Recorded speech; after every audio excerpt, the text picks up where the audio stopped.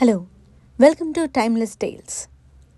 అనగనగా హిమ అనే ఓ యువరాజు పెళ్ళి అయిన 4వ రోజు రాత్రి పాముకాటుకి మరణిస్తాడు అని అతని జాతకం.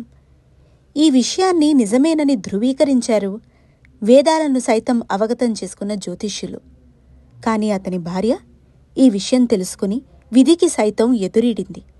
వివాహమైన ఆ 4వ రోజు రాత్రి తన భర్తకు కాళరాత్రి కాకుండా లెక్కపెట్టలేనన్ని దీపాలు తన ఇంట వెలిగించింది. కథలు చెబుతూ పాటలు పాడుతూ తన భర్తను నిద్రపోనివ్వకుండా మేలుకువగా ఉంచింది. యమరాజు ఒక విషసర్పం రూపంలో యువరాజు ప్రాణాలను హరించడానికొచ్చాడు.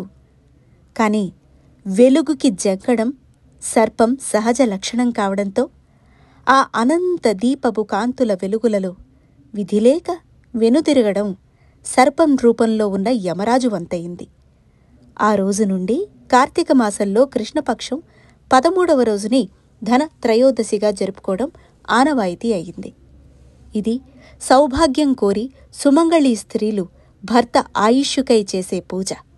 వెలుగులు జిమ్మే దీపపు కాంతులు, అందుకే దీపాలను వెలిగించటం, లక్ష్మీదేవి ప్రకాశానికి నిదర్శనమైన బంగారు కాంతికై బంగారాన్ని కొనుగోలు చేసి ధరించడం ఆయుర్సిద్ధికి ఐశ్వర్య వృద్ధికి ప్రతీకగా వివరిస్తారు. ఇది ధనత్రయోదశి ఎందుకు జరుపుకుంటారు అనే ప్రశ్నకు సమాధానంగా కనపడుతున్నటువంటి కథ. Thank you for watching timeless tiles.